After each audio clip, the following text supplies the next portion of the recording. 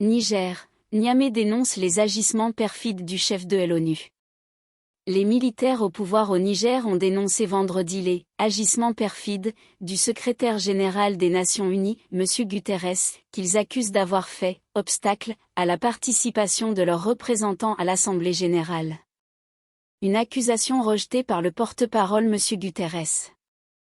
Le Conseil national pour la sauvegarde de la patrie CNSP et le gouvernement de la République du Niger prennent à témoin la communauté nationale et internationale quant aux agissements perfides du secrétaire général de l'Organisation des Nations Unies, M. Antonio Guterres, qui s'apprête tout effort de sortie de crise au Niger.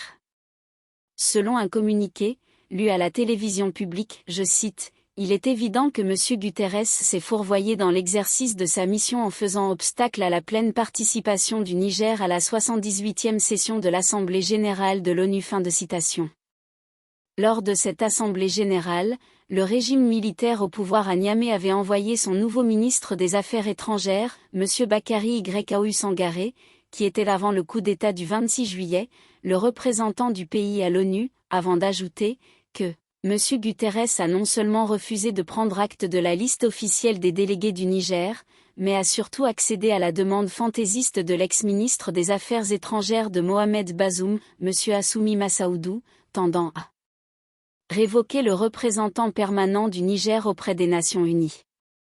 Le Niger récuse et dénonce avec force cette ingérence manifeste de M. Guterres dans les affaires intérieures d'un État souverain, ajoute le texte qui pointe la complicité de la France et de deux chefs d'État francophones, ouest-africains, sans les citer nommément.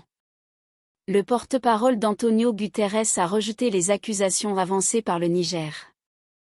En expliquant qu'en cas de lettre de créance concurrente de la part d'un État membre, le secrétaire général transmet la question à la commission de vérification des pouvoirs de l'Assemblée générale qui délibère sur la question.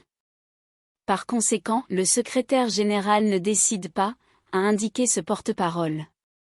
Selon une source diplomatique, l'Organisation des Nations Unies a, dans le cas du Niger, reçu deux demandes différentes pour s'exprimer à l'Assemblée générale, l'une pour M. Bakary Yaw Sangaré et l'autre venant du gouvernement Bazoum. La question a donc été renvoyée à la Commission des pouvoirs qui ne se réunit en général pas avant l'automne et aucun représentant du Niger n'est ainsi prévu sur la liste des intervenants à l'Assemblée générale. Dans la foulée, les nouvelles autorités de Niamey ont lancé, ce vendredi, des avis de recherche contre plusieurs responsables du gouvernement déchu, dont M. Massaoudou et d'autres anciens ministres. Ces personnalités sont considérées comme en fuite et recherchées pour leur présumée implication dans une affaire de trahison et complot, ayant pour but de porter atteinte à la sûreté et à l'autorité de l'État, à la suite des événements de changement de régime le 26 juillet, précise un message de la brigade de recherche de la gendarmerie nationale nigérienne. Certaines de ces personnalités étaient hors du Niger lors du coup d'État, d'autres ont réussi à quitter le pays.